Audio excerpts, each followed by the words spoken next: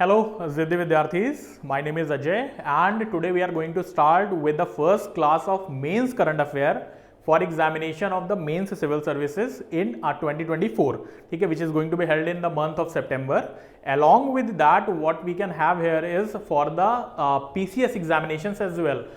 जो current affairs है ये आप चाहे यूपीएससी का पेपर लिख रहे हो या स्टेट पीएससी का लिख रहे हो, अगर मेंस में रिटन फॉर्मेट है आपका तो it remains important for you people. तो आपको यहाँ पर ये रेफ्यूजी क्राइसिस जो है ये इस टॉपिक के बाद, इस लेक्चर के बाद जो है आपको थोड़ी सी क्लैरिटी आ जाएगी कि भाई ओवरऑल इश्यूज क्या हैं, ग्लोबल ट्रेंड्स क्या हैं, क्या क्या चैलेंजेस हैं। हमने रेफ्यूजी कन्वेंशन 1951 या 1967 का रेफ्यूजी प्रोटोकॉल क्यों नहीं साइन किया हुआ है, और इसी के साथ हमारे इंडिया क्या अभी कुछ नेशनल रेफ्यूजी लॉ हमारा फ्रेमवर्क है या नहीं है कंट्री के अंदर, और अगर नहीं है, जैसा कि नहीं है ऑलरेडी, तो फिर उसमें कौन कौन से लेजिस्लेटिव फ्रेमवर्क्स हैं, जो विधायी अधिनियम है वो किस तरीके के हैं कंट्री के अंदर जो कि रेफ्यूजीज से डील करते हैं कंट्री के अंदर। ठीक है, तो हम काफी कुछ जानने वाले हैं। अभी ग्लोबल रेफ्यूजी फोरम 2023 हुआ है, ये सेकेंड टाइम हुआ है, इसके पहले 2019 में हुआ था। तो 2023 में जो हुआ है वो स्विट्जरलैंड के जेनीवा शहर में हुआ है। अभी 12 से 15 दिसंबर इवेंचुअली,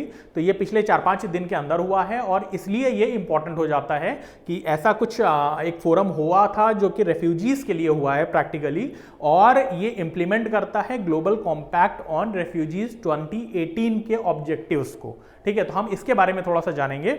दूसरा रीजन क्या है इसको पिक करने का, आज विश्व के अलग अलग रीजन में there are different regions of the world which are witnessing the civil wars inter country, within the country, and conflict between different nations. तो अलग अलग नेशंस के बीच में जो लड़ाइयां चल रही हैं, और या कंट्री के अंदर ही अगर दो फैक्शंस हैं, दो राइवल फैक्शंस हैं, उनके बीच में लड़ाई चल रही है, तो उसकी वजह से बहुत सारे लोग जो हैं विस्थापित हो जाते हैं। यानी कि या तो वो रेफ्यूज ले लेते हैं, दूसरी कंट्री में जाकर बसने की कोशिश करते हैं, पहले असाइलम सीकर्स होते हैं और बाद में जाके वो रेफ्यूजी बनते हैं, या फिर जो है वो इंटरनली डिस्प्लेस्ड हो जाते हैं विद इन द कंट्री। ठीक है, तो ये ट्रेंड्स जो है ये यूएनएचसीआर का रिपोर्ट है, United Nations high commission on refugees. तो global trends on forced displacement, तो वो भी हम इसके अंदर जानेंगे कि क्या ट्रेंड्स चल रहे हैं, कौन सी ऐसी कंट्रीज हैं जहां पर सबसे ज्यादा लोग इस समय रेफ्यूजीज रह रहे हैं, और कौन सी ऐसी कंट्रीज है जहां से सबसे ज्यादा एक्सोडस हुआ है, सबसे ज्यादा लोग निकले हैं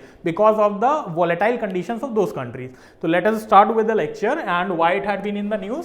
तो ये मैंने आपको ब्रीफ किया अभी, वाई इन न्यूज।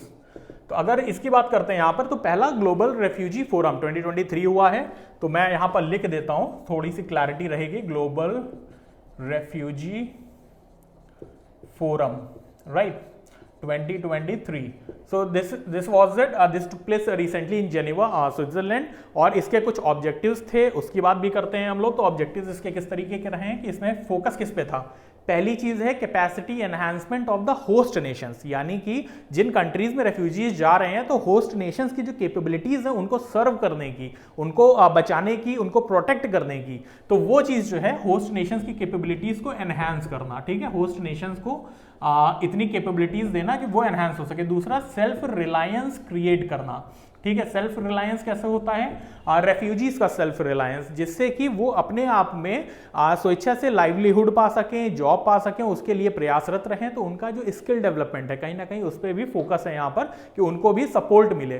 फिर एक और पहलू इसमें इंपॉर्टेंट है, Cartagena declaration. Cartagena declaration prelims का पार्ट है, इसके जस्ट बाद मैं प्रीलिम्स के बारे में आपको ब्रीफ करूंगा इस टॉपिक से रिलेटेड कि 2024 में in 2024 if there might be a question on these kind of issues in the prelims examination, so what those topics could be। ठीक है, तो we are going to learn that as well। So third thing would be Cartagena protocol। ठीक है,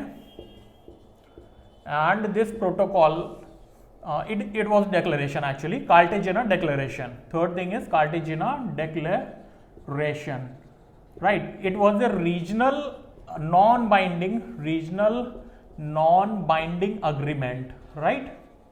it was a regional non binding agreement. कहां पे हुआ था, Latin America के अंदर। कार्टेजिना वाला कहां पे हुआ था, लैटिन अमेरिकन कंट्रीज ने किया था। And right now there are 14 countries which have signed it, and when was it signed first, 1984।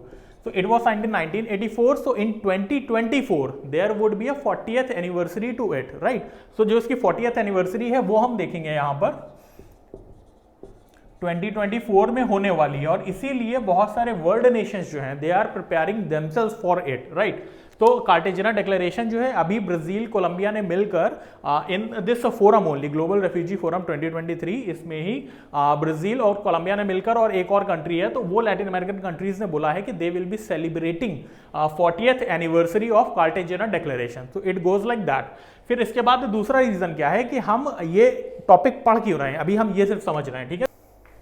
सो इसके जस्ट बाद जो है हम दूसरा रीजन देखते हैं कि why we are studying this, ठीक है? तो कंट्रीज की हम बात करते हैं। इसमें बहुत सारे कंट्रीज हैं जो अभी इश्यूज फेस कर रहे हैं, तो let me write it down, ताकि कल को जब आपको मेंस के आंसर्स लिखने होंगे तो आपको पता हो कि भाई कहाँ कहाँ क्या चल रहा था 2023 में, which can be extended to 2024 as well. तो सबसे पहले बात अपनी कंट्री की हम लोग करेंगे, यहाँ पर इंडिया, जहाँ पर एक बड़ा इशू अभी कौन सा चल रहा था, रोहिंग्यास का, राइट? इसके बाद जो है दूसरी कंट्री जो है, अगर मैं उसकी बात करूं यहाँ पर, तो यूक्रेन, जहां पर इशू चल रहा है फरवरी 2022 से, right? Third thing would be after Ukraine there is this Syria, जहां पर ऑलरेडी डिस्टेबलाइज्ड कंडीशंस हैं। सीरिया के साथ Afghanistan same condition because of political instability, ठीक है? पॉलिटिकल इंस्टेबिलिटी है यहाँ पर, तो दैट इज वन इशू। उसके बाद जो है यू कैन से सूडान, ठीक है? सूडान में क्या इशू चल रहा है यहाँ पर, there are 10,000 people that have died since April 2023, 15th April 2023। Sudan के अंदर Sudanese armed forces which is led by Burhan al and Hemedti led rapid support forces, those are paramilitary forces, ठीक है? तो सूडान की armed forces हैं और हेमडेटी के द्वारा लीड की गई जो पैरामिलिट्री रैपिड सपोर्ट फोर्सेस हैं, उनके बीच में लड़ाई हुई है। कहां पर हुई है? सूडान के कैपिटल खार्टूम और एक और रीजन है दारफुर, ठीक है? तो इसके आसपास जो है इनके बीच में क्लैशेस हुआ, जिसकी वजह से लगभग 5.5 मिलियन 55 लाख लोग जो हैं अपने घरों को छोड़कर चले गए। क्योंकि जब भी सिविल वॉर जैसी सिचुएशन किसी भी सेंट्रल अफ्रीकन कंट्री में बनती है, for example central African Republic, Sudan, तो वहां पर बहुत सारे लोगों की डेथ हो जाती है, क्योंकि ये क्लैशेस काफी ब्रूटल होते हैं, ठीक है? और any of the people, any of the person belonging to the rival group, तो उनको बहुत ही ब्रूटली उनके साथ बिहेवियर किया जाता है, ठीक है? तो इसलिए सूडान जो था ये न्यूज में था, और इसमें मैंने बताया आपको किसके बीच में, सूडानीज आर्म्ड फोर्सेस वर्सेस आपका रैपिड सपोर्ट फोर्सेस, ठीक है? तो ये सूडान में इशू चल रहा है यहाँ पर। इसके बाद अगर मैं बात करूँ विस्थापितों की, तो वेनेजुएला, देखिए कारण सबके अलग अलग हैं, ठीक है? यहाँ पर जो है सिविल वॉर छिड़ी है, यहाँ पर पॉलिटिकल इंस्टेबिलिटी है, Syria Afghanistan primarily because of the terrorist led activities. फिर उसके बाद यूक्रेन में जो था दूसरी कंट्री रशिया की वजह से इशू हुआ था, ये आप सभी लोग फेमिलियर हैं। वेनेजुएला जो है, वेनेजुएला में क्यों है? Reason are economic. वेनेजुएला में भी around 45 lakh people are displaced. तो वेनेजुएला में इन्फ्लेशन जो है, अगर इसके कुछ फैक्ट्स की मैं बात करूं तो आपको क्लैरिटी आ जाएगी कि मैं कहना क्या चाह रहा हूं यहां पर। तो पहली चीज है, it became a petro state. ये टर्म जो है आपके प्रीलिम्स के लिए इंपॉर्टेंट है, पेट्रो स्टेट। पेट्रो स्टेट क्या होता है उसके बारे में ब्रीफ करूंगा। इन्फ्लेशन का जो रेट है अभी 360% चल रहा है वेनेजुएला के अंदर। अब 360% का क्या मतलब है यहाँ पर कि अगर यहाँ पर वेनेजुएला के अंदर आप कोई भी चीज़ खरीदते हैं वो 360% की दर से बढ़ रही है। इन्फ्लेशन, मुद्रास्फीति इतनी ज़्यादा है वहाँ पर कि लोगों की परचेजिंग पावर खत्म सी हो गई है, ठीक है? और इसलिए लोग जो है इस कंट्री को छोड़ के जाना चाहते हैं। इसका रीज़न क्या है? 360% ये अभी हाल ही का डेटा है। 2018-19 में क्या स्थिति थी पता है इसकी? यही 33,000 के अराउंड चल रहा था। 33,000% ऑफ इन्फ्लेशन। समझ रहे हैं? आपके पैसे की वैल्यू, मतलब आपकी जेब में जो पैसा है, इतनी तेजी से महंगाई बढ़ी कि उसकी कोई वैल्यू नहीं रह गई। आप एक ब्रेड का जो ब्रेड होती है उसका पूरा का पूरा पैकेट नहीं खरीद सकते हैं, इतना महंगा हो गया था वहां पे। और जब कंपैरिजन हम करते हैं तो अगर आप नोटिस करिएगा, हमने और आपने सभी ने पार्ले जी खाया है बिस्किट, 1994 से लेकर 2021 तक 2021 इट रिमेन्ड द स्मॉल, छोटा पार्ले जी दे दीजिए, वो कितने का था? 4 रुपए का। और ये 25 साल लगातार, 25-26 साल सिर्फ 4 रुपए का रहा है। 2021 के बाद सिर्फ इसमें 1 रुपया बढ़ाया गया और ये 5 का हुआ। तो इन्फ्लेशन देख रहे हैं for this particular kind of A commodity, इसके लिए जो है प्राइस काफी लंबे टाइम तक उन्होंने कंट्रोल में रखा। उसी की जगह है पेट्रोल डीजल की हम लोग बात करते हैं, उसके प्राइसेस लगातार बढ़ते रहते हैं। तो वो एक दिखता है कि भाई स्लोली इन्फ्लेशन जो है ऊपर की तरफ जा रहा है। और वो जो परसेंटेज है, जो inflation targeting reserve bank of India, India का जो है सेंट्रल बैंक, वो मॉनेटरी पॉलिसी की तरह मॉनेटरी पॉलिसी को यूज कर जो टारगेट करता है, तो वो चाहता है कि 4% के अराउंड रहे। ठीक है, 4% की दर से चीजें बढ़ें तो सेफ रहती हैं इकोनॉमिक ग्रोथ के लिए as well as for employment generation. ठीक है, तो चाहे रोजगार देने की बात हो या आर्थिक ग्रोथ की बात हो, आर्थिक विकास की बात हो, तो दोनों ही सूरतों में इन्फ्लेशन जो है एक पर्टिकुलर लेवल पे हो तो सही रहता है। यहां पे कितना है? 360%। पहले कितना था? आज से 5-6 साल पहले 33,000%, 33,000। That's why it turned into A failed state. ठीक है, वेनेजुएला। अब पेट्रो स्टेट की बात करते हैं कि ये चीजें जो हो रही हैं क्यों हो रही हैं। पेट्रो स्टेट की कुछ खासियत होती है। पहली खासियत क्या होती है? इनकी जो इनकम आती है वो सारी की सारी इनकम डिपेंडेंट होती है फॉसिल फ्यूल्स पे। क्योंकि आपको पता नहीं फेमिलियरिटी है कि नहीं है, लेकिन वेनेजुएला जो है आपका वो फॉसिल फ्यूल डिपेंडेंट स्टेट है, पॉइंट नंबर 1। दूसरे, वेनेजुएला के पास पेट्रोलियम के वर्ल्ड के सबसे बड़े रिजर्व्स हैं। ठीक है, आप जनरली गल्फ में विश्वास करते हैं कि गल्फ के पास होंगे, लेकिन यहां पर वेनेजुएला के पास है फॉसिल फ्यूल्स। ठीक है, सेकेंडली क्या होता है? एडमिनिस्ट्रेशन जो होता है पेट्रो स्टेट में वो हाईली करप्ट होता है। ठीक है, पावर की बात करते हैं या पॉलिटी की? ठीक है, तो पावर और पॉलिटी जो होती है it is of highly concentrated nature. ठीक है, ये कॉन्सेंट्रेटेड नेचर की है, यानी कि सारा का सारा पावर जो निकलता है वो जो हेड ऑफ द स्टेट है, जो प्रेसिडेंट है वेनेजुएला, उनके तहत निकलता है। ठीक है, वही सब डिसाइड करते हैं। वहां पे कोई डिसेंट्रलाइज्ड स्ट्रक्चर नहीं है। डिसेंट्रलाइज्ड स्ट्रक्चर जैसे कि हमारे यहाँ पे ग्रास रूट इंस्टीट्यूशंस हैं, 73rd amendment act, 74th amendment act, Panchayati Raj institutions, ये डिसेंट्रलाइज्ड हैं, काम कर रहे हैं, अच्छे से चीजें हो रही हैं। कुछ लूप होल्स होते हैं, वो हर जगह होते हैं, वो फिलहाल हैं, उसको प्लग इन करने के लिए ही आपको सिविल सर्वेंट बनना है। लेकिन एट द सेम टाइम यहां पर जो है ये सारा का सारा कॉन्सेंट्रेटेड हो जाता है पावर, और उसकी वजह से चैलेंजेस अलग तरीके के कंट्री फेस करती है। अब ये जो इनकम फ्रॉम फॉसिल फ्यूल आती है, इसका एक और टर्म है जो आपके प्रीलिम्स में कल को पूछा जा सकता है। This is known as Dutch disease. ठीक है, इसको डच डिजीज बोलते हैं क्योंकि आज से 30-40 साल पहले 1970s 80s में कुछ कंट्रीज यूरोप की थी जो कि हाईली डिपेंडेंट हो गई थी फॉसिल फ्यूल पर, और उसकी वजह से वो एक तरीके से उससे उबर नहीं पा रही थी और उनका सारा इनकम और खर्चा जो है वो इसी के इर्द गिर्द घुमा करता था फॉसिल फ्यूल के, और इसीलिए उसको डच डिजीज बोला गया। डच का नाम आपको पता ही होगा, हॉलैंड या नीदरलैंड, उसको डच बोलते हैं। तो यहां से ये सारे रीजन जो है आप देख पा रहे हो, इसकी वजह से सारे इश्यूज हो रहे हैं। ठीक है, तो अभी जो है इंडिया में रोहिंग्या वाला है, यहां से प्रीलिम्स का क्वेश्चन आपका बन सकता है, तो उसको हम प्रिपेयर करते हैं। अभी प्रीलिम्स की अगर मैं बात करूं यहां पर, तो दिस इज अबाउट इसके अराउंड रिवॉल्व करेगा। I should rub it I guess. So let me brief you some aspects of prelims कि यहां से प्रीलिम्स के क्वेश्चन कैसे बन सकते हैं, then we will proceed with hardcore mains. ठीक है, पहला चीज क्या है, यहां पर कौन से टाउन्स में, कौन से एरियाज में इशू हुए, रोहिंग्यास जब भारत आए हैं तो कहां पर आए हैं, तो उसके बारे में अगर मैं बात करूं तो ये मिजोरम का जोखौथर टाउन है। ठीक है, जोखौथर टाउन है, और यहां पर आए हैं, कहां से आए हैं, रीखौदर, ये कहां पर है, म्यांमार में। ठीक है, अब ये मैं क्यों बता रहा हूं आपको, रीजन उसका क्या है, यहां पर जो जोखौतर टाउन है ये छम्फाई एरिया में बिलोंग करता है। छम्फाई डिस्ट्रिक्ट है मिजोरम की। ठीक है, कौन सी डिस्ट्रिक्ट है, ये है छम्फाई। ठीक है, और छम्फाई डिस्ट्रिक्ट जो है ये छम्फाई वैली भी है, तो ये वैली वाला पार्ट जो है ये क्वेश्चन आ सकता है। ये छम्फाई लेक हुआ करता था, अभी वैली है, और यहां पर ही इस डिस्ट्रिक्ट में छम्फाई डिस्ट्रिक्ट है मिजोरम की, जो कि बॉर्डरिंग डिस्ट्रिक्ट है म्यांमार के। ठीक है, म्यांमार में चिन स्टेट में। तो अगर ये मैं मैप के थ्रू आपको बताऊं यहां पर, तो राइट, तो यहां पर ये म्यांमार है और ये काचिन स्टेट है म्यांमार का। दिस इज म्यांमार, राइट, ये काचिन स्टेट है। यहां पर एक सेल्फ एडमिनिस्ट्रेटिव रीजन है सगाइंग नाम से, फिर ये चिन स्टेट है यहाँ पर, और यहाँ पर रखाइन स्टेट है, ठीक है, और इस तरीके से, और ये आपका मिजोरम है यहाँ पर, राइट। तो चिन स्टेट जो है और ये मिजोरम जो है, तो ये कहीं ना कहीं ये हमारा इंडिया का नॉर्थ ईस्ट पूरा, ठीक है, नॉर्थ ईस्ट है। Map might not be clear, तो उसके लिए अभी माफ करिएगा मुझे, लेकिन थोड़ा सा जो आइडिया है वो मैं आपको देना चाह रहा हूं। यहाँ पर अरुणाचल प्रदेश है, दिस इज नागालैंड, यहाँ पर मणिपुर है आपका, ये मिजोरम हो गया और ये त्रिपुरा हो गया, ठीक है, ये असम है बीच में आपका, और यहाँ पर मेघालय है, ठीक है।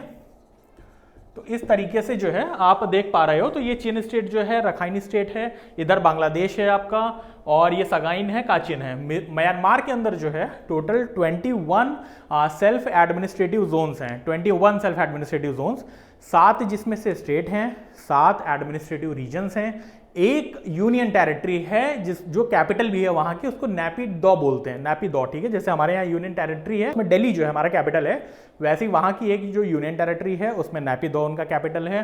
फिर उसके बाद 5 सेल्फ एडमिनिस्ट्रेटिव जोन्स हैं वहां पे, 7 एडमिनिस्ट्रेटिव रीजन थे, 5 सेल्फ एडमिनिस्ट्रेटिव जोन्स हैं और एक सेल्फ एडमिनिस्ट्रेटिव डिवीजन है उनका, और इनकी जो एरिया है वो अराउंड 6.46 स्क्वायर किलोमीटर्स है, ठीक है, which is around 1/5 of India's area, ठीक है, अराउंड।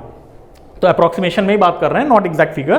तो म्यांमार की हमने बात की यहाँ पर, तो यहाँ पर जो है ये जो चिन डिफेंस फोर्सेज हैं इनके बीच में और वर्सेस म्यांमार की जो आर्म्ड फोर्सेज हैं, ठीक है, आर्म्ड फोर्सेज ऑफ म्यांमार, इनके बीच में लड़ाई होती है तो यहाँ से रोहिंग्या रिफ्यूजीज जो है वो आते हैं। चिन में गोरिल्ला फोर्सेज है, चिन आर्म्ड फोर्सेज, चिन डिफेंस फोर्सेज, गोरिल्ला फोर्स, ठीक है, इनके बीच में म्यांमार के बीच में लड़ाई होती है, तो यहाँ से लोग हमारे इंडिया में आते हैं।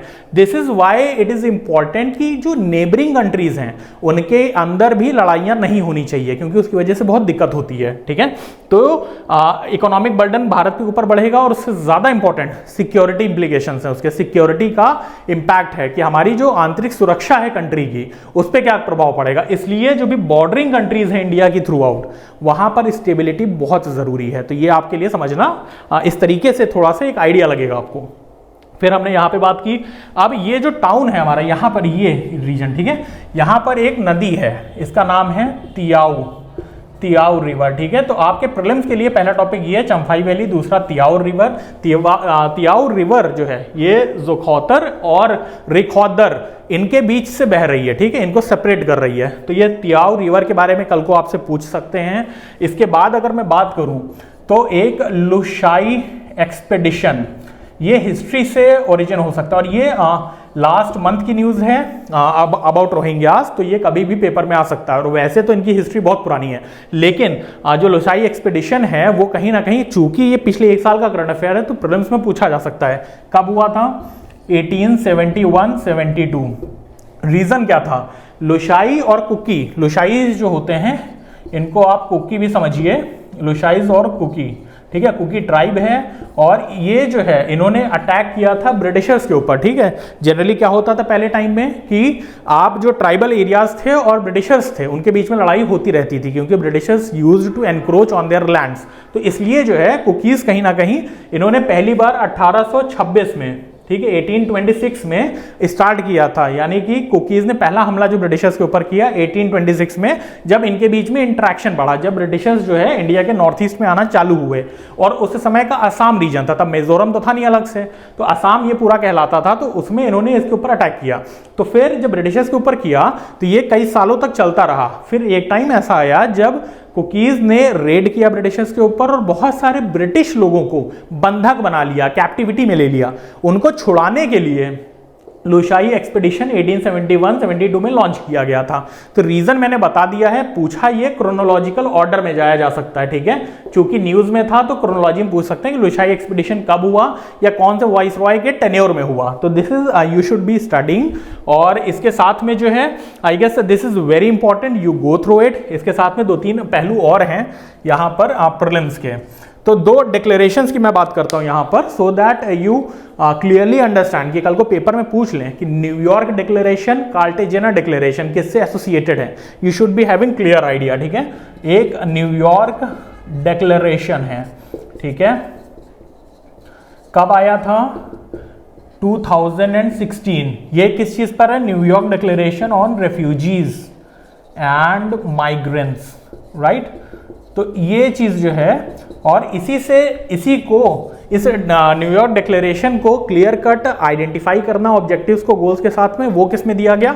ग्लोबल कॉम्पैक्ट ऑन रेफ्यूजीज, ठीक है, ग्लोबल कॉम्पैक्ट ऑन रेफ्यूजीज। इसके अंदर चीजें चिन्हित की गई हैं, ये हम सॉल्यूशंस में भी देखेंगे कि रेफ्यूजीज के लिए क्या क्या इंटरनेशनल मेजर्स लिए गए हैं, तो वहां तो हम देखेंगे ही देखेंगे। But right now as well we are going to see this कि ग्लोबल कॉम्पैक्ट ऑन रेफ्यूजीज जो है 2018 में आया, और ये किससे प्रेरित था? New York declaration on refugees and migrants 2016, ठीक है। अब इससे से निकल कर क्या आता है? Comprehensive refugee response framework, CRRF, comprehensive refugee response framework. तो ये यहां पर आता है, ठीक है। इसके साथ में अगर मैं बात करूं यहां पर, तो फिर कार्टेजेना डिक्लेरेशन, कार्टेजेना प्रोटोकॉल तो आप सभी लोग पढ़ते हो, ठीक है, क्योंकि वो एनवायरनमेंट में बहुत इंपॉर्टेंट हो जाता है। लेकिन कार्टेजेना डिक्लेरेशन जो है 1984 में इसको साइन किया गया था, बहुत सारे लैटिन अमेरिकन कंट्रीज ने मिलकर किया था, ठीक है। अराउंड 10 लैटिन अमेरिकन कंट्रीज थी जिन्होंने कार्टेजेना डिक्लेरेशन को साइन किया था। ये एक रीजनल अग्रीमेंट था, नॉन बाइंडिंग अग्रीमेंट था। इसके अंदर जो है कार्टेजेना डिक्लेरेशन था किसके लिए? प्राइमरली रेफ्यूजीज के लिए था, कि रेफ्यूजीज का जो स्टेटस होता है, उनके लिए जो प्रोसेसेस हैं उसको कैसे स्मूथ बनाया जाए, राइट। तो कार्टेजेना डिक्लेरेशन 1984 लैटिन कंट्रीज ने किया था। अभी वापस से मैंने बताया आपको, न्यूज में था ब्राजील की वजह से, क्योंकि ब्राजील कोलंबिया ने मिलकर क्या बोला है कि 2024 में हम लोग इसकी 40th एनिवर्सरी सेलिब्रेट करेंगे और कॉन्क्रीट मेजर्स लेंगे जिससे लोगों की मदद की जा सके। एक और प्रीलिम्स के लिए इंपॉर्टेंट यहाँ पर फैक्ट हो जाता है, कॉम्प्लीमेंट्री पाथवेज। अगर कल को ये क्वेश्चन पूछ लें आपसे, कॉम्प्लीमेंट्री पाथवेज किस चीज से जुड़ा हुआ है, तो you should be clearly knowing about it. Complementary pathways होता क्या है एग्जैक्टली? रेफ्यूजीज को जब लेबर मोबिलिटी में मदद की जाए, जब उनको लाइवलीहुड दिया जाए, ठीक है, यानी कि आजीविका के साधन प्रोवाइड किए जाएं जहां पे वो हैं, जिससे उनका जीवन जो है आने वाले टाइम में अच्छा चल सके, उसको बोलते हैं कॉम्प्लीमेंट्री पाथवेज। यानी कॉम्प्लीमेंट किया जा रहा है, उनको सहायता, अतिरिक्त सहायता दी जा रही है कि उनका जो जीवन यापन है वो अच्छा हो सके, और जिस भी कंट्री में वो हैं वहां पर वो ग्रोथ को बढ़ावा दे सकें। तो कल को इस पे हो सकता है प्रीलिम्स के क्वेश्चन बना दें 2024 में कि complementary pathways recently seen in the news refers to which of the following.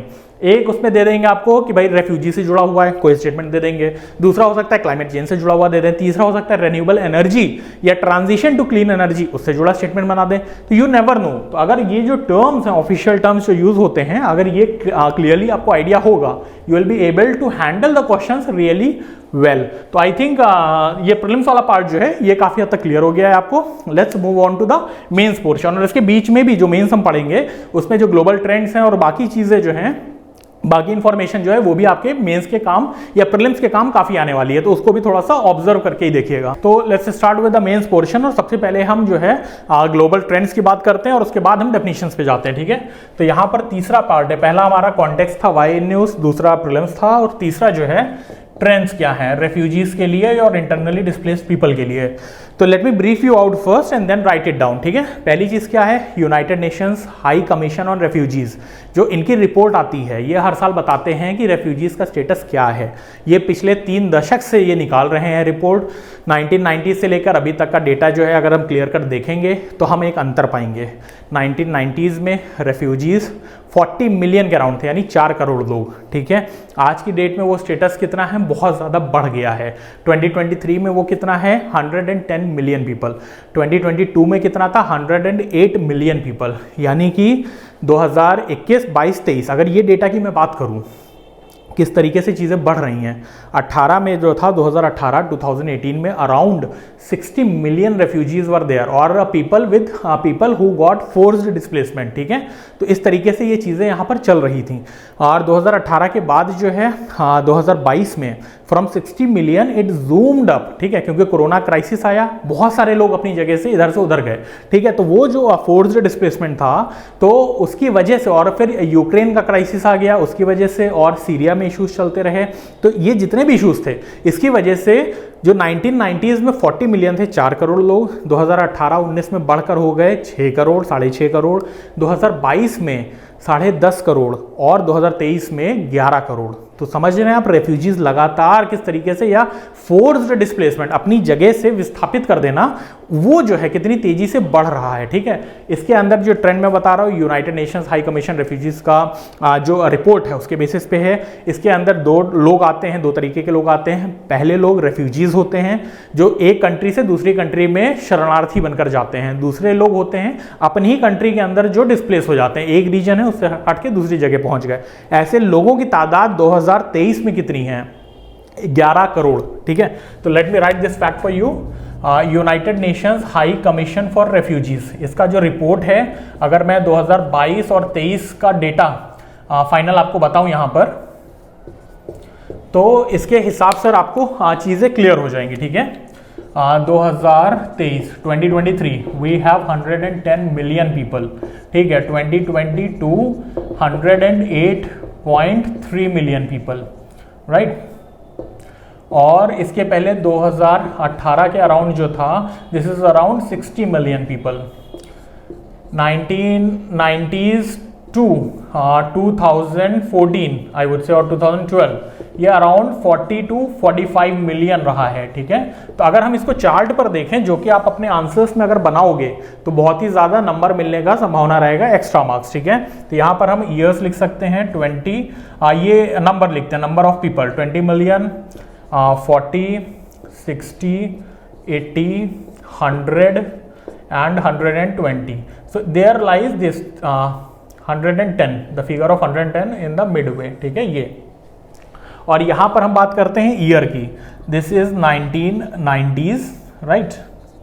और फिर यहां पर है आपका 2002, 2012, 2022, राइट। तो ये इस तरीके से है। तो अगर हम यहाँ पर डेटा की बात कर रहे हैं 1992 से लेकर अभी तक जो है वो किस तरीके से चीज़ें मूव की हैं, तो आप यहाँ पे पाओगे। ठीक है, ये यहाँ पर लगभग 1900 ये ऐसे चल रहा है। ठीक है, तो 1992 में 1990s में जो चल रहा था 40 मिलियन के अराउंड लोग थे, और ये मोर और लेस जो है ऐसे ही रहे हैं 2012 तक। ठीक है, ये फिगर, ये ग्राफ ऐसे ही रहा है। इसके बाद जो है यहाँ पर कहीं आकर ये लोग एकदम से जो है 60 मिलियन के अराउंड गए हैं। ठीक है, तो इसको थोड़ी सी क्लैरिटी में ले आता हूँ बनाने में, और ये ऐसे गए हैं। लेकिन हाल ही के वर्षों में 2022-23 में ये और ऊपर चले गए हैं यहाँ पर, if I have to show it to you like this way. ठीक है, और ये आज हमारा 2023 चल रहा है। यहां पर कितने लोग हैं? 110 million. These are the people who are refugees as well as internally displaced. ठीक है, जो अपनी कंट्री से निकाल दिए गए हैं या अपनी कंट्री के अंदर डिस्प्लेस हो गए, सॉरी नॉट निकाले गए। ये रेफ्यूजीज जो होते हैं ये परसिक्यूशन के डर से निकलते हैं, लेकिन ये लोग जो है अपनी कंट्री में रहते हैं। तो इस तरीके से ये जो है, आप अगर इसको फैक्ट्स को देखोगे तो ये लिखने में भी ईजी है, और इसके साथ में जब आप आंसर्स बनाओगे, अपने जब आंसर्स लिखोगे तो उसमें नंबर भी एक्स्ट्रा मिलेंगे आपको। फिर इसके साथ आगे बढ़ते हैं। इसी में दूसरा टॉपिक, सबसे ज्यादा होस्ट कंट्रीज, मतलब सबसे ज्यादा रेफ्यूजीज कौन सी कंट्री में है। ठीक है, होस्ट कंट्रीज हैं। तो अगर इसकी मैं बात करूं यहां पर, तो we have some certain number of countries जो कि होस्ट कर रही हैं रेफ्यूजीज को सबसे ज्यादा। इसमें कितने लोग हैं? 3.5 मिलियन के अराउंड। टर्की हो गया, फिर ईरान है आपका, it is Colombia, third is Colombia, fourth is Germany, Europe की एक ही कंट्री है, और फिफ्थ इज पाकिस्तान। तो ये जो लोग हैं, जो रेफ्यूजीज हैं और दूसरी कंट्रीज में जाके बस रहे हैं, वो सबसे ज्यादा यहाँ पर देखने को मिल रहे हैं। टर्की में, ईरान में, कोलंबिया में, जर्मनी में, पाकिस्तान में। This is the most recent data. ठीक है, जो अभी का 2023 का डेटा है, 2023 का डेटा है। तो this is the data host countries. सबसे ज्यादा ओरिजिन कहाँ से हो रहा है? ठीक है, अगर मैं यहाँ दूसरा डेटा की बात करता हूँ कि ओरिजिन, कंट्री ऑफ ओरिजिन कौन सी है, यानी कि the people who are living their countries to seek protection in another country. ठीक है, तो अगर उसकी बात करता हूं यहां पर, तो व्हाट वी हैव हियर, सबसे ऊपर आएगा नाम सीरिया का। ठीक है, a lot of refugees. Second is Ukraine, internally displaced, a lot of people. Third is your Afghanistan, right. Fourth is your Sudan, fifth is your Venezuela. जो मैंने शुरुआत में रीजन दिए थे ना आपको, बस वही हैं ये लोग। ठीक है, और लास्ट इज म्यांमार। ये इधर लिखते चलिएगा क्योंकि अगर आप लगातार लिखोगे तो ही आपके नोट्स प्रॉपर बनेंगे और उसी से लर्निंग आगे बढ़ने वाली, ठीक है। जितना लिखोगे उतना ही पास जाओगे सिलेक्शन के, ठीक है। तो लिखने से पीछे मत चूकना, क्योंकि लोग जो है वो देखा करते हैं वीडियोस, देखने से शायद इधर उधर का ज्ञान बढ़ेगा या बातें करने में आसानी होगी लोगों से, ठीक है, कि भाई वहां पे ये चल रहा है, ये फलाना चल रहा है, दिमागा चल रहा है। लेकिन when you are hitting the bull's eye, ठीक है, जब आप सीधे सीधे नोट्स बनाओगे और उसकी पढ़ाई करोगे, उसका रिवीजन करोगे, तभी वो पेपर में निकलेगा मेंस के, ठीक है। तो this is the way to proceed. तो यहां पर ये होस्ट कंट्रीज हैं, ये कंट्री ऑफ ओरिजिन है, जहां पर सबसे ज्यादा लोग जो है छोड़कर अपने देश को भागे हैं दूसरी जगह, ठीक है। Syria, Ukraine, Afghanistan, Sudan, Venezuela, Myanmar. Syria generally 60 lakh के ऊपर लोग हैं, अराउंड 6.5 मिलियन। अगर फिगर्स की भी मैं बात कर लेता हूं, यहां पर 6.5 मिलियन के करीब हैं लोग ऐसे। यूक्रेन में अराउंड 5.6 मिलियन। अफगानिस्तान की अगर मैं बात करूं यहां पर, this is around 5.5 million. Sudan again 5.5 million, Venezuela 4.6, Myanmar 1.2 million, ठीक है। तो इस तरीके से जो है ओवरऑल आप देखोगे, इसके भी फिगर्स होते हैं लेकिन उसका मतलब नहीं बनता है। तो फिर ये चीजें जो हैं आपको बहुत क्लैरिटी के साथ पता होनी चाहिए। ये अभी तक का अपडेशन है, ये ट्रेंड्स रहे हैं, इसको नोट डाउन कर लो और इसके बाद फिर हम आगे बढ़ते हैं इस पर, ठीक है। Let me rub it down, आप पॉज लगा के लिख सकते हो।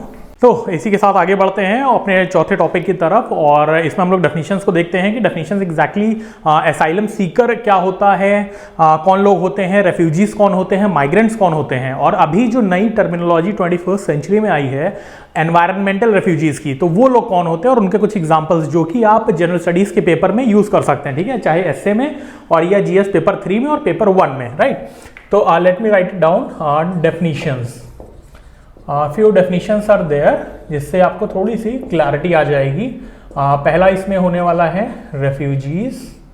अब ये रेफ्यूजीज जो होते हैं, ये प्राइमरली जो होते हैं इनको प्रोटेक्शन चाहिए होती है, ठीक है। तो प्रोटेक्शन की वजह से ये अपनी country, because they are facing some kind of persecution in their own country, ठीक है। तो अपनी कंट्री में परसिक्यूशन के डर से इनको वो जगह छोड़नी होती है और फिर दूसरी कंट्री में शरणार्थी बनकर जाते हैं। तो परसिक्यूशन का जो डर है वो प्राइमरली इनको जो है पॉलिटिकल रेफ्यूजी बनाता है। लेकिन रेफ्यूजीज जो होते हैं वो दो श्रेणियों में हम देख सकते हैं प्राइमरली, ठीक है। एक एनवायरमेंटल रेफ्यूजी और दूसरे पॉलिटिकल रेफ्यूजीज, ठीक है। तो पॉलिटिकल रेफ्यूजीज क्यों होते हैं? Because of the fear of persecution.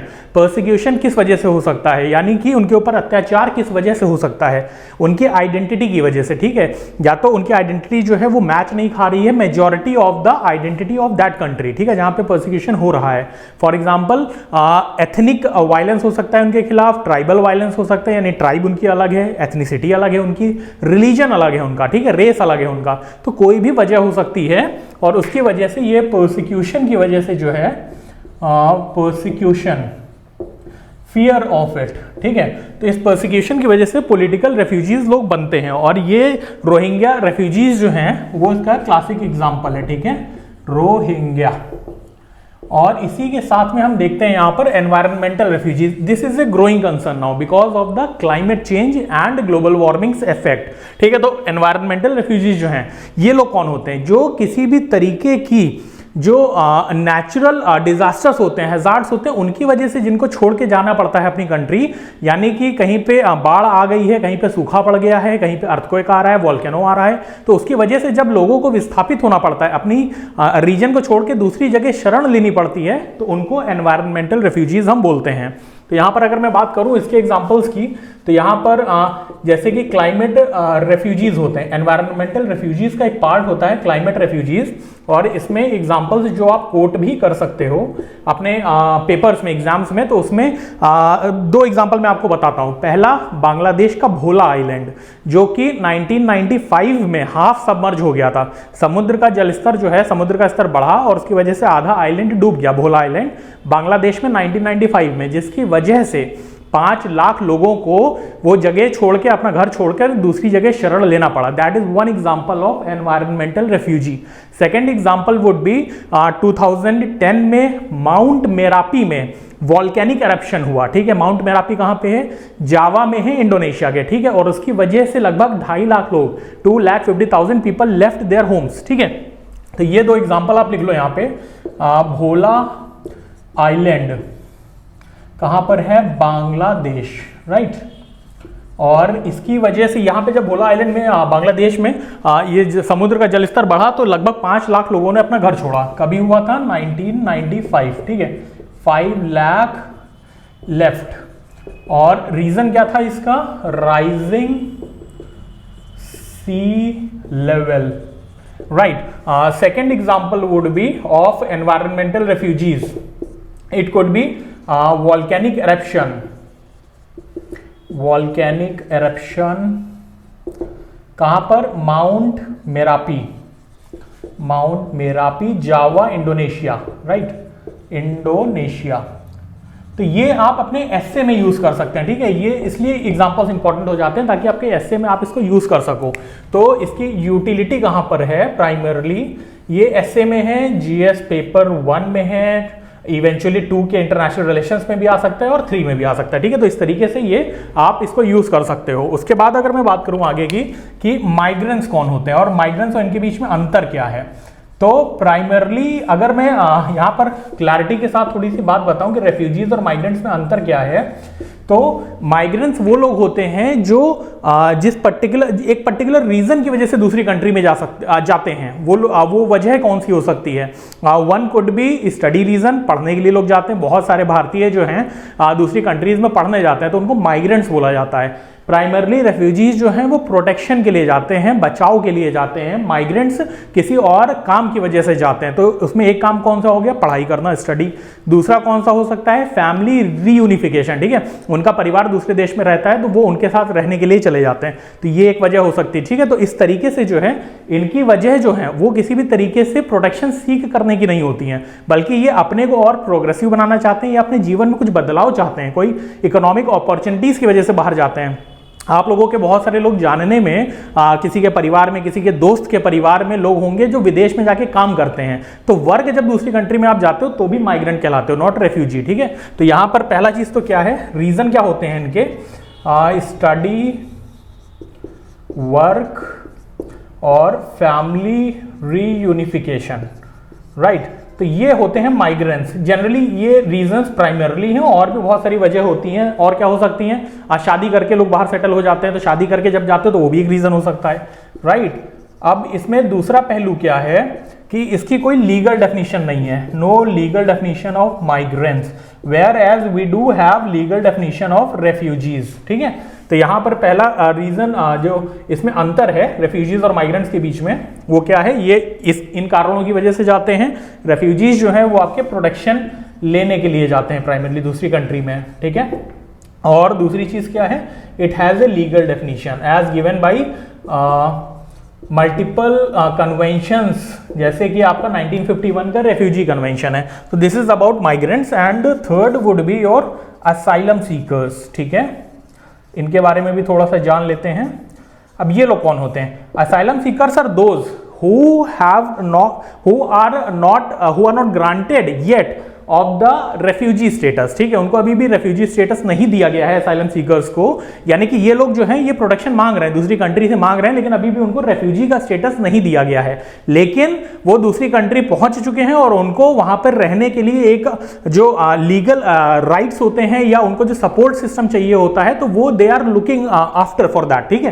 तो अभी जो है asylum seekers are the ones who seek protection and refugee status, ठीक है। तो asylum seekers who seek refugee status, right? तो ये इस तरीके से ये तीनों में क्लैरिटी होनी चाहिए आपको, क्योंकि बहुत सारे लोग इंटरचेंजेबली यूज करते हैं, इसको सिनोनिमस समझ लेते हैं, लेकिन ये जरूरी है कि कॉन्सेप्ट्स के लेकर थोड़ा सा आपको क्लियर कट आइडिया हो कि कौन सा टर्म किस चीज के लिए यूज होता है। इसी में एक फैक्ट आपको बताता हूं, और वो फैक्ट आपके पेपर के लिए इंपॉर्टेंट होगा। 2021 वर्ल्ड बैंक का रिपोर्ट आया था, and in that report world bank said कि बाई 2050 अराउंड 200 मिलियन, कितने होते हैं? 20 करोड़ लोग। 20 करोड़ लोग जो होंगे ये एनवायरमेंटल रेफ्यूजी बनेंगे। एनवायरमेंटल रेफ्यूजी, रीजन क्या है?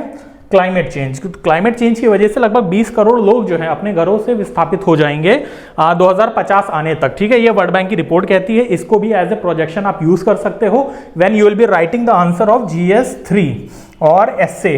और this information would help public policy makers कि आगे आने वाले टाइम में क्या चैलेंजेस हो सकते हैं और उसको कैसे एड्रेस किया जाए। तो इसलिए आपके लिए इंपॉर्टेंट हो जाता है कि फैक्ट्स भी पता हो और जनरल अंडरस्टैंडिंग भी हो आपको, ठीक है। तो इसको मैं अभी आप लोग नोट कर लीजिएगा और इसके बाद हम आगे बढ़ते हैं और चैलेंजेस को देखते हैं। रेफ्यूजी क्राइसिस के साथ चैलेंजेस क्या हैं और इसके लिए क्या क्या मेजर्स लिए गए हैं गवर्नमेंट के लेवल पे, ठीक है। बीट the constitutional measure, legislative measures में आपके फॉरेनर्स एक्ट है, पासपोर्ट एक्ट है, सिटीजन्स एक्ट है, एक्सट्रेडिशन एक्ट है, तो इसके बारे में जानेंगे। फिर सुप्रीम कोर्ट के जजमेंट्स आ रखे हैं, चाहे वो Mohammad Salimullah versus union of India हो या फिर NHRC versus state of Arunachal Pradesh हो, उसको जानेंगे। फिर इंटरनेशनल जो ट्रीटीज हैं, कन्वेंशन है, उसके बारे में हमने थोड़ा सा ब्रीफ देख ही लिया था जब प्रीलिम्स वाला पार्ट कर रहे थे। तो वो इंटरनेशनल वाले में क्या क्या है, ग्लोबल रेफ्यूजी फोरम है, ग्लोबल कॉम्पैक्ट ऑन रेफ्यूजीज है आपका, फिर न्यूयॉर्क डिक्लेरेशन इज देयर, 1951 का रेफ्यूजी कन्वेंशन इज देयर। तो ऐसे बहुत सारी चीजें जिसके लेकर काम किया जा रहा है, ठीक है, और किया भी गया है, चाहे इंडिया हो या इसके बाहर के लेवल में। तो हम उसको एक एक करके देखते हैं। अभी आप लोग इसको नोट कर लीजिएगा क्योंकि नोट्स, जैसे मैंने पहले भी बोला कि रिवीजन जरूरी होता है, ठीक है। रिवीजन पेपर में, मेंस में लिखने के लिए रिवीजन जरूरी है और उसके लिए नोट्स का होना बहुत जरूरी है। तो this is going to the first topic, please note it down.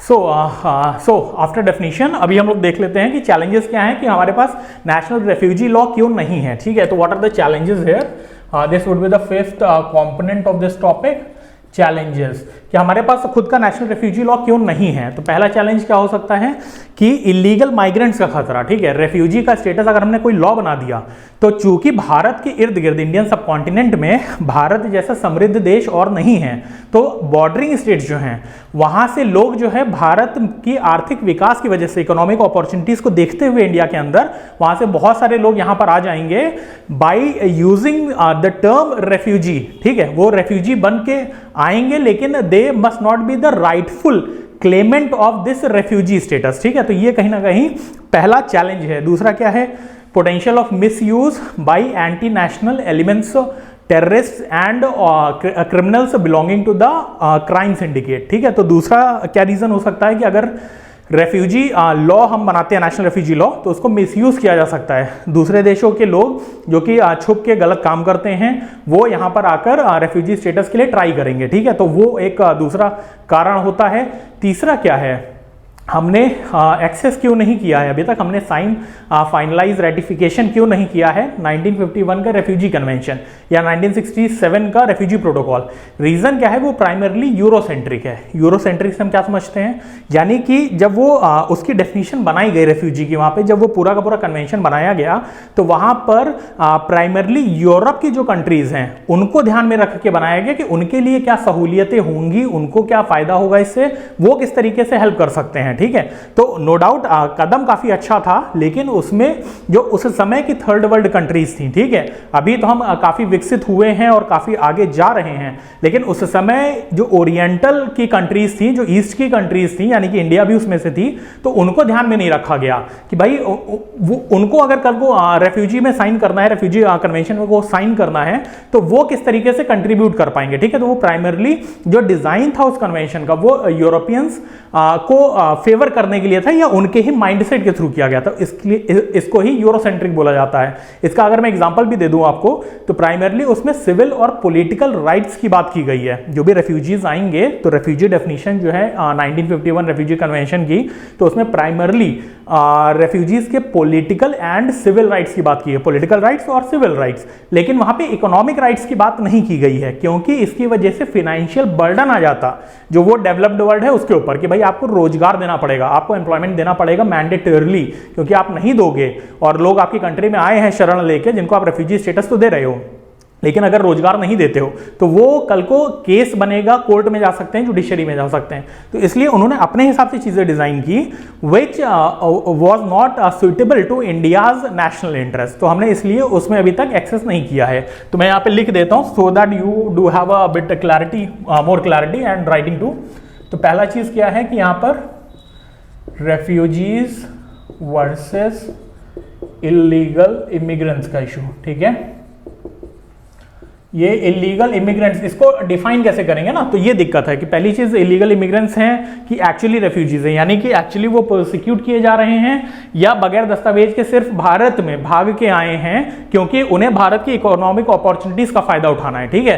तो ये they might come because of economic opportunities only, not because of prosecution. So they are not they do not have the right to claim the refugee status, ठीक है। तो यहां पर एक reason ये हो सकता है कि इसलिए हमने अभी तक नेशनल रेफ्यूजी लॉ जो है वो अभी तक नहीं बनाया गया हमारी कंट्री में। सेकेंड रीजन क्या हो सकता है कि it has A potential for misuse, ठीक है। मिसयूज किसके द्वारा हो सकता है, एंटी नेशनल एलिमेंट्स के द्वारा, right.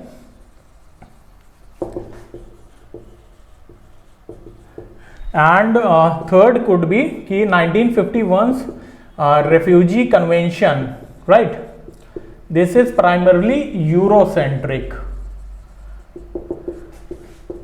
which grants civil and political rights,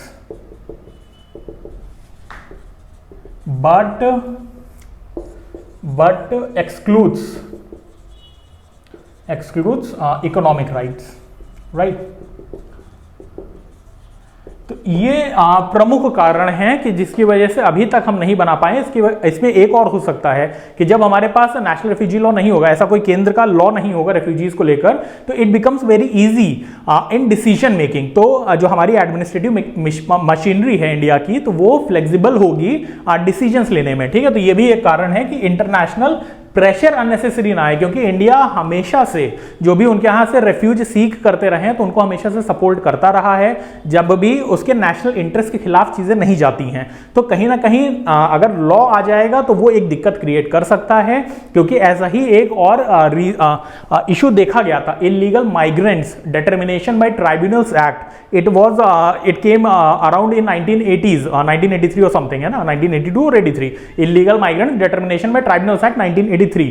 तो इसमें क्या हुआ था कि ये आईएमडीटी एक्ट जो आया था तब ले तो आए थे, उसमें करना क्या था कि जब भी स्टेटस पता करना होगा, किसका स्टेटस पता करना होगा कि आप रेफ्यूजी हो या नहीं हो, तो वो पता करने के लिए जो है वो ट्राइब्यूनल गठित किया जाएगा। उसकी वजह से क्या होने लगा कि बहुत सारे लोग आते थे और जब इंडिया का जो एडमिनिस्ट्रेटिव मशीनरी है, जब उनको आइडेंटिफाई करना होता था तो ये बहुत लंबा प्रोसेस हो जाता था, और इस प्रोसेस की वजह से आप उसको डिपोर्ट नहीं कर पाते थे, यानी कि उसको वापस उसके देश में नहीं भेज पाते थे, और इसकी वजह से बहुत सारे लोग इलीगल तरीके से कंट्री के अंदर दाखिल होने लगे। तो इसलिए क्या हुआ कि इसी को जो आईएमडीटी एक्ट मैंने अभी जिक्र किया, illegal migrants determination by tribunals act, इसको फिर खारिज कर दिया गया था, इसको टर्मिनेट कर दिया गया था अराउंड 2004 और 5, ठीक है। तो ये चीज जो है, तो इसलिए जो फ्लेक्सिबिलिटी है वो थोड़ी सी आसान रहती है अगर हमारे पास इस वाले केस में एटलीस्ट लॉ नहीं हो। और इन फ्यूचर अभी जैसे बहुत सारे कानून लगातार बन रहे हैं प्रेजेंट गवर्नमेंट में, तो हो सकता है इस पे भी लॉ लाया जाए according to country's national interest, ठीक। अगर हमारे कंट्री के इंटरेस्ट में होगा तो डेफिनेटली उसको लाया जाएगा। तो यहां पर मैं ये भी लिख देता हूं कि फ्लेक्सिबिलिटी होती है इसकी वजह से, फ्लेक्सिबिलिटी इन एडमिनिस्ट्रेटिव डिसीजन मेकिंग। और दिस वाज द रीजन कि हम जो है अपनी कंट्री के अंदर अभी तक ये लॉ नहीं बनाया गया। ये मेन चैलेंज है, challenge to creating a national refugee law, ठीक है। ये इसको बनाने के पीछे कि अभी तक लॉ क्यों नहीं बना है, तो ये कुछ कारण हैं। तो ये आप लिख लेते हैं। और इसके बाद जो है मैं बात करता हूं कि अभी तक इंडिया के अंदर जो रेफ्यूजीज हैं वो कौन कौन लोग हैं, ठीक है। तो उसके बारे में थोड़ा सा आपको ब्रीफ कर देता हूं। तो पहला जो है मतलब ओवरऑल रेफ्यूजीज जो है वो 1947 से ये सिस्टम चालू होता है। कब? मॉडर्न हिस्ट्री में, ठीक है। यानी इंडिया का जो अभी आधुनिक काल है, तो ये 20वीं शताब्दी हो गई या 21वीं चल रही है, तो इसमें जो ट्रेंड चालू हुआ है, तो अगर हमको रीड करना होगा from the purpose of examination only, ठीक है, तो वहां पर हम 1947 से ट्रेस कर सकते हैं। तो पार्टीशन के टाइम पे लगभग मतलब लाखों में लोग आए थे, आप सभी को इसके बारे में जानकारी है, ठीक है। तो 1947 का पार्टीशन। उसके बाद कब आया? 1959 में, जब दलाई लामा चीन से भारत में शरण लेकर आए थे, तो उनके साथ भी बहुत सारे रेफ्यूजीज आए थे, ठीक है। और ये टिबेटन रेफ्यूजीज आपके कहां पे? हिमाचल प्रदेश में जाकर बसे। तो फिर वहां पे धर्मशाला में, जैसे आप सभी को पता है कि उनका निवास स्थान है, या फिर इधर अरुणाचल प्रदेश में तवांग मोनास्ट्री के आसपास, तो ये लोग जो यहाँ पर रह रहे हैं ये भी रेफ्यूजीज हैं, टिबेटन रेफ्यूजीज ऑफ 1959। उसके बाद 1970s में दौर चालू होता है ईस्ट पाकिस्तान उस समय का और आज के समय का बांग्लादेश। तो वहां से बहुत सारे रेफ्यूजीज आए थे 1960s में 70s में, ठीक है। 1960-70s में कौन आए थे? हैजोंग एंड चाकमास, ठीक है। हैजोंग और चाकमास जो थे वहां से आए थे। हैजोंग जो होते थे वो हिंदूज होते हैं, चाकमास जो हैं वो बुद्धिस्ट होते हैं, और ये लोग 1960s में बिकॉज ऑफ 2 रीजंस भारत में आए और अरुणाचल प्रदेश में जाकर बस गए।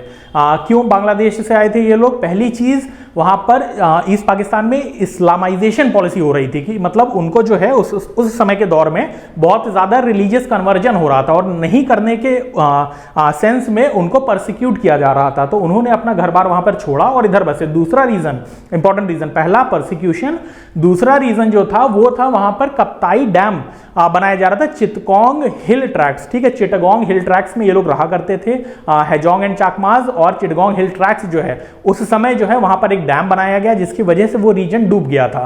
तो वो डूबने की वजह से भी फिर इन्होंने फाइनली सोचा कि अभी भारत चलते हैं और वहां पे नई शुरुआत करते हैं। तो ये 2 रीजन है, पहला परसिक्यूशन, दूसरा डैम की वजह से उनका जो प्लेस था उसका सबमर्जेंस, ठीक है, डूब गया था। इसकी वजह से 1960-70s में बहुत सारे लोग आए। फिर ये चाकमा हैजोंग तो आए, उसके बाद जो है जब 1971 की वॉर हुई तो उस वॉर में बहुत सारे लोग आए थे, आपके around 98 lakh people came and seek refuge in India, ठीक है। और उसके बाद नो डाउट उनको वापस भी भेजा गया, लेकिन उसमें फिर इंडिया ने बांग्लादेश को लिबरेट कराया, ठीक है, बांग्लादेश की जीत दर्ज करवाई वहां पे, ठीक है। और ये बड़ा रीजन था कि इंडिया उस वॉर में क्यों उतरा, क्योंकि 1 करोड़ के करीब लोग जो है ईस्ट पाकिस्तान से भारत में आ गए थे और भारत की सीमा में दाखिल होने की वजह से वो बहुत बड़ा आर्थिक बोझ में तब्दील हो रहे थे, और उसके साथ ही भारत के अंदर भी घुसपैठ हो सकती थी और भारत की खुद की आंतरिक सुरक्षा पे खतरा हो सकता था, और इसलिए उनको वापस भेजना जरूरी था। उसके लिए बांग्लादेश को आजाद करवाना जरूरी था, ठीक है। तो ये एक रीजन हुआ, हमने देखा यहां पर बांग्लादेश का। उसके बाद म्यांमार की बात करते हैं, तो आप में से बहुत सारे लोग यंग होंगे, आपको लगता होगा कि रोहिंग्याज रेफ्यूजीज का जो इशू है वो अभी हाल ही का है, लेकिन ऐसा नहीं है। रोहिंग्याज जो है वो 1970s से भारत में आ रखे हैं और उसी टाइम से उनका प्रोसिक्यूशन वहां पे स्टार्ट हुआ था, उनको परेशानी हो रही थी वहां पे, तो बहुत सारे लोग जो हैं वो भारत में शरण लेने के लिए आने लगे थे। लेकिन ये बात और है कि पिछले कुछ वर्षों में ये बहुत तेजी से बढ़ा है, ठीक है, क्योंकि वहां पे मिलिट्री स्टेट काफी टाइम तक रहा है, तो अभी हाल में वो चैलेंजेस ज्यादा सुर्खियों में हैं। तो अभी आज की डेट की अगर मैं बात करूं तो अराउंड 74,000 रोहिंग्या रेफ्यूजीज भारत में हैं, नंबर थोड़ा ऊपर नीचे होता रहता है। इसके बाद अगर मैं बात करता हूं यहां पर तो 1972 में आपका युगांडा से, अगर मैं रेफ्यूजीज की बात कर रहा हूं अभी खाली, तो 1972 में युगांडा से बहुत सारे गुजराती लोग आए थे। वहां पे लगभग 90,000 भारतीय रह रहे थे, जिसमें से मेजॉरिटी अपने गुजराती भाई वहां पर व्यापार करते थे। हमारे तो बहुत सीनियर होंगे वो लोग अभी, लेकिन वैसे मैं बता रहा हूं आपकी समझ के लिए। तो वो 90,000 लोग जो थे उनमें से बहुत सारे लोगों ने वो देश छोड़ा। रीजन क्या था? युगांडा का जो उस समय का शासक था ईदी अमीन, उसने सबको बोला था कि यहाँ पर जो भी युगांडा के लोग नहीं हैं उनको कंट्री छोड़कर चले जाना चाहिए, क्योंकि यहाँ की नौकरी, यहाँ का व्यापार यहीं के लोगों के लिए है, तो यहाँ पर किसी और को रहने का अधिकार नहीं है। तो जब ऐसा उसका शासनादेश आ गया था उसकी कंट्री के अंदर, युगांडा में 1972 में, तो उसने 90 दिन की मोहलत दी थी कि जो भी भारतीय हैं, जो भी दूसरे इवन दूसरे नेशनल्स भी हैं, दूसरी कंट्री के लोग भी हैं, उनको भी ये कंट्री छोड़नी होगी। तो उस समय बहुत सारे लोग वापस आ गए थे, जो वहाँ बस चुके थे वो वापस आ गए थे कंट्री के अंदर।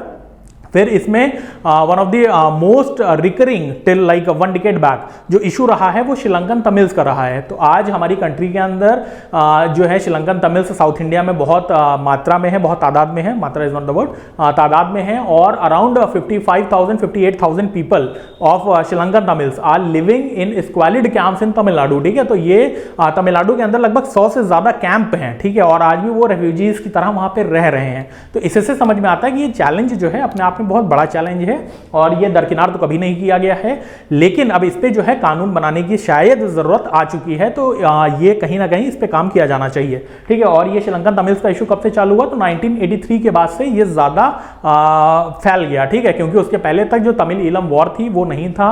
वहां पर आपको पता नहीं जानकारी है कि नहीं है, मतलब कुछ जो नए बच्चे हैं अभी, तो वहां पर प्रभाकरन करके एक टेररिस्ट था जो कि श्रीलंकन की वॉइस उठा रहे थे, लेकिन फिर वहां पे जब सिविल वॉर छिड़ गई गई, तो उसकी वजह से बहुत सारे इश्यूज हुए और इंडिया श्रीलंका के रिलेशनशिप कई बार तमिलनाडु की जो पॉलिटिक्स है, तमिलियंस का जो इशू है, इसकी वजह से गवर्न होने लगा। ठीक है, तो ये जो है अब कहीं ना कहीं इसको ओवरऑल सुधारने की जरूरत है, ताकि जो इनकी कंडीशन हो रखी है, जिस तरीके से रेफ्यूजीज रहते हैं कंट्री में, तो वो जो लोगों को एक्चुअली हक दिया जा सकता है तो उनको सपोर्ट किया जाए। ठीक है, और बाकी जो एक्चुअली जिनको वापस भेजा जाना चाहिए उनको भी वापस भेजना चाहिए डिपोर्टेशन के थ्रू।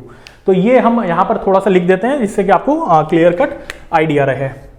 6 की अगर मैं बात करूं तो रेफ्यूजीज इन इंडिया,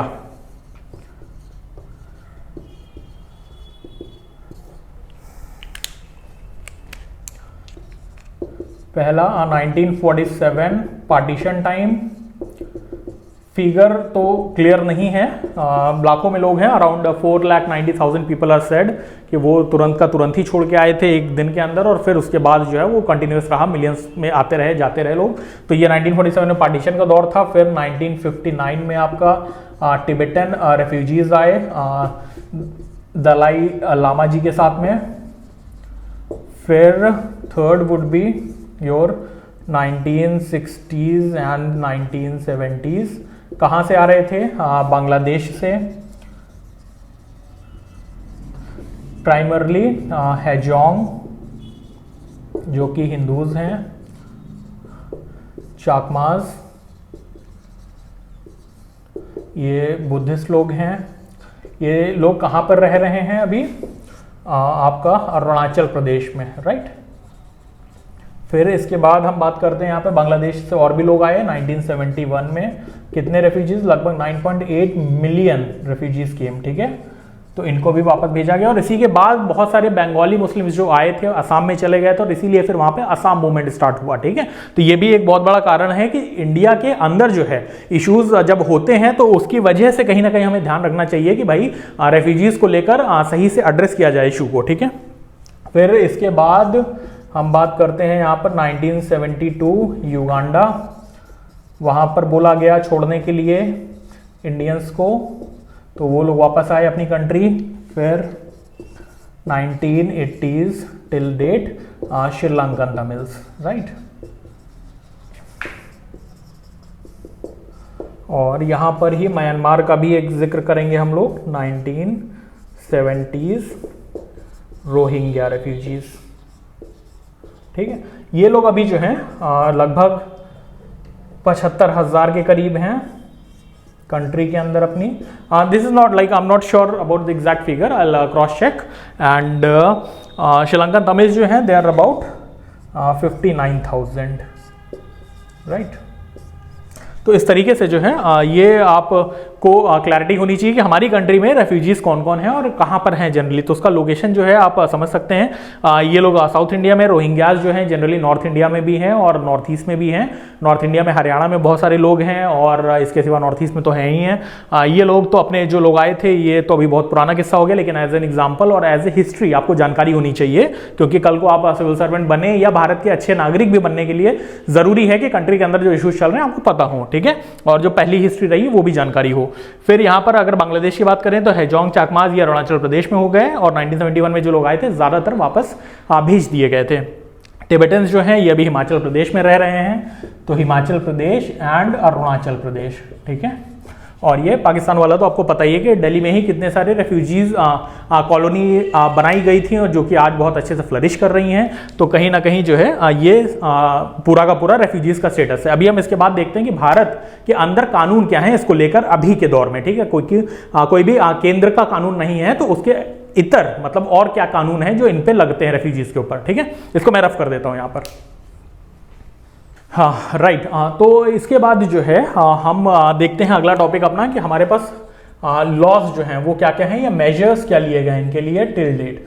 तो इसमें सबसे पहली चीज़ जानना हमारे लिए बहुत ज़रूरी है कि इनको डिफाइन कैसे किया जाता है कंट्री में। तो पहली चीज़, जो भी हमारी कंट्री में एज ए शरणार्थी आते हैं, रेफ्यूजीज आते हैं, तो उनको वही सारे राइट्स मिलते हैं जो कि एक फॉरेन नेशनल को मिलते हैं। तो इसलिए कहा जा सकता है कि कहीं ना कहीं कंट्री जो है वो रेफ्यूजीज का जो स्टेटस है या उनका जो ख्याल है वो इक्वली रखती है। ठीक है, जो भी हमारी कंट्री के संसाधन है उसके हिसाब से कंट्री में रेफ्यूजीज का जो प्रोटेक्शन लेवल है या उनके लिए जो भी अवसर पैदा किए जा सकते हैं, चाहे रोजगार के हों या किसी किसी और लेवल पे, तो वो जैसे कि फॉरेन नेशनल्स होते हैं, दूसरे देश के लोग होते हैं, दूसरे देश के नागरिक होते हैं, जब वो भारत आते हैं तो उनके साथ जो व्यवहार होता है तो कहीं ना कहीं उसी लेवल की चीजें हैं यहाँ पर रेफ्यूजीज के स्टेटस को लेकर। ठीक है, ग्राउंड पे कुछ चैलेंजेस जरूर रहते हैं, काफी समय पे उनको जो है बेसिक नेसेसिटीज, बेसिक फैसिलिटीज जो हैं वो नहीं मिल पाती हैं, उनको बहुत लंबे समय तक कैंप में रहना पड़ता है।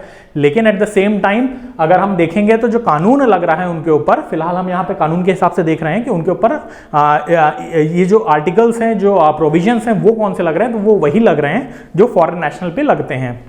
पहला क्या है यहाँ पर, अगर मैं लिखूं कॉन्स्टिट्यूशनल आर्टिकल, ठीक है, तो कॉन्स्टिट्यूशन के हिसाब से जो इनके लिए है वो आर्टिकल 21, ठीक है, आर्टिकल 14, आर्टिकल 21, ये दोनों ही, और ऐसे ही और भी आर्टिकल्स जो हैं वो इनके ऊपर वैसे ही रखते हैं जैसे किसी फॉरेन नेशनल पे लगने चाहिए। ठीक है, इसके बाद अगर मैं लेजिस्लेटिव मेजर्स की बात करूं, जो मेन कानून बनाए जाते हैं, ठीक है, विधायी अधिनियम जो होते हैं, तो वो कौन से लगते हैं, तो उसको भी हम यहाँ पर देखते हैं, लेजिस्लेटिव मेजर्स, राइट। तो मैंने इसके जस्ट पहले अभी आपको बताया था कि कौन कौन से कानून लगते हैं, तो मैं यहाँ पर लिख देता हूं ताकि आप अपने नोट्स में भी लिख लो इसको। ठीक है, पहला चीज है यहाँ पर पासपोर्ट एक्ट, पासपोर्ट एक्ट, ठीक है, ये 3 तरीके के हैं, तो इसलिए मैं एक कॉमन लिख देता हूं, बट वैसे इनका जो ओवरऑल नेम है यहाँ पे लिख रहा हूं। ठीक है, पासपोर्ट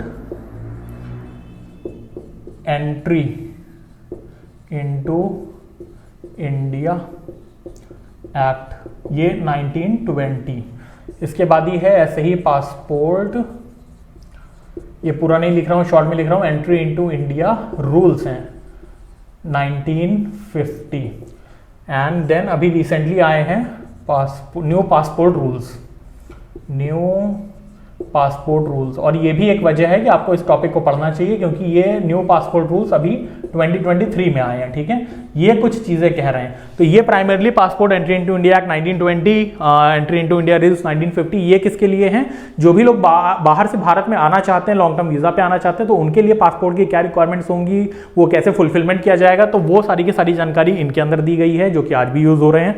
और न्यू पासपोर्ट रूल्स जो 2023 में आए हैं, 5 अगस्त 2023 को दीज रूल्स वर एडॉप्टेड, और ये नोटिफाई कर दिए गए थे और इसके बाद इंप्लीमेंट किए जा रहे हैं। इसके तहत क्या चीजें बताई गई हैं, तो काफी लेवल पे ये बेनिफिशियल हैं, सिंगल पेरेंट्स के लिए बेनिफिशियल हैं, और उसके साथ साथ डॉक्यूमेंटेशन की प्रोसेस को स्ट्रीमलाइन करने के लिए भी ये बहुत सही है। पहला इसमें क्या बोलते हैं, डिजी लॉकर में सारे के सारे डॉक्यूमेंट्स पहले से अपलोड होने चाहिए, यानी कि अगर आपको पासपोर्ट बनवाना है, if you want to create a new passport, then your documents must already be there in DigiLocker, so that it become the process becomes a hassle free. ऐसा ना हो कि आप पासपोर्ट सेवा केंद्र पे जाइए और वहां पर फिर दस्तावेज अपने दिखाइए और बहुत लंबा प्रोसेस चले।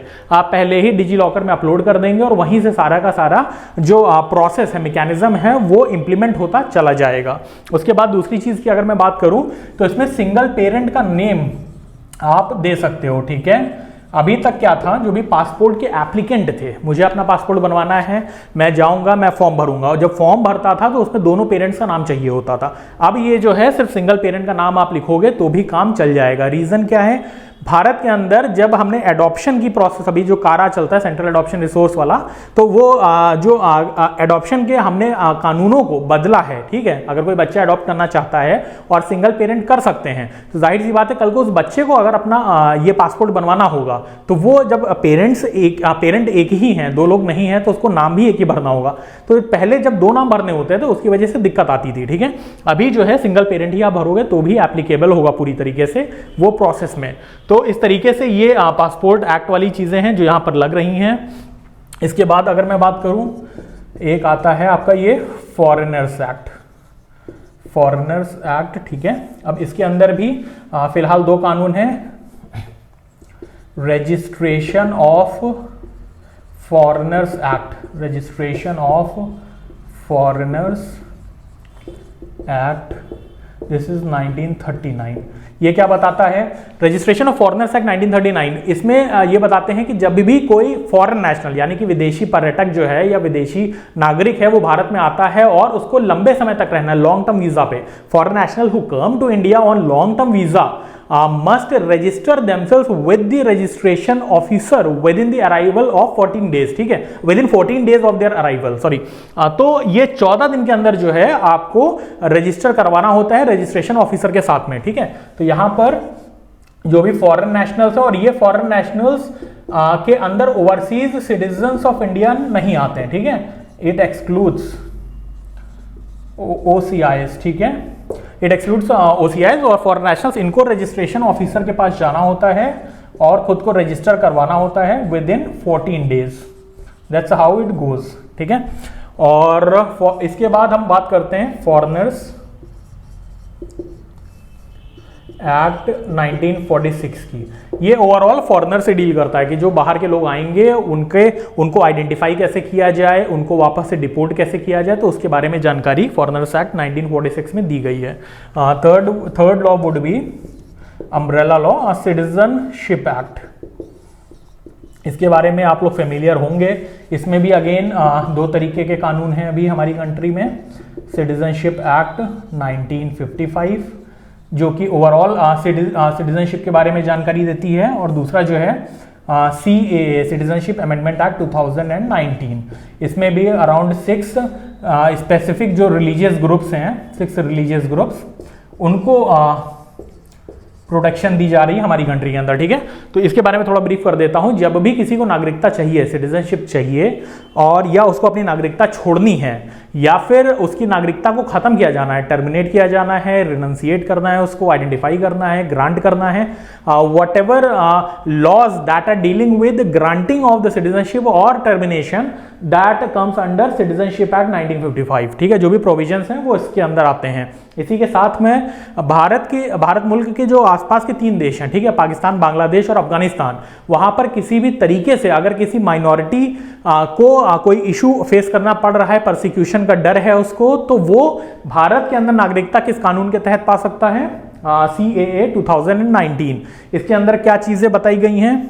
31 दिसंबर 2014 से पहले, before 31st December 2014, if somebody, some minority group from these 3 countries were already living in the country, so they are eligible to apply for getting citizenship of India if they came afterwards, ठीक है। अगर वो 31 दिसंबर 2014 के बाद आए, यानी 1 जनवरी 2015 और उसके बाद आने वाले सभी लोग जो बाहर से इन 3 कंट्रीज से आए हैं, पाकिस्तान, बांग्लादेश, अफगानिस्तान, और अगर वो स्पेसिफिक उन 6 रिलीजियस ग्रुप को बिलोंग करते हैं, ठीक है, उसमें आपके इसमें हिंदूज आते हैं, सिख आते हैं, बुद्धिस्ट आते हैं, जैन्स आते हैं, पारसीज आते हैं, क्रिश्चियंस आते हैं, ठीक है। तो ये 6 स्पेसिफिक ग्रुप जो हैं, इनमें से अगर कोई भी परसिक्यूशन का डर है किसी को, और अगर वो 1 जनवरी 2015 या उसके बाद आए कंट्री में, तो उनको भारत के अंदर 5 साल रहना पड़ेगा, तब वो एलिजिबल होंगे भारत की नागरिकता पाने के लिए, ठीक है, तब उनको अप्लाई करना होगा। तो this is the way, like citizenship act है, इसके तहत भी जो भी रेफ्यूजीज बाहर से आते हैं उनको भी इसी के तहत पूरा डील किया जाता है। इसके बाद अगर मैं बात करूं यहां पर,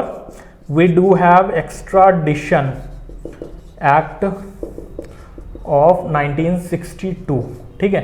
इसके तहत हमारी जो है 48 कंट्रीज के साथ एक्स्ट्राडिशन ट्रीटी है राइट नाउ, ठीक है। और ये किस लिए किया जाता है? टू कैच और to bring back fugitive criminals, right, fugitive criminals.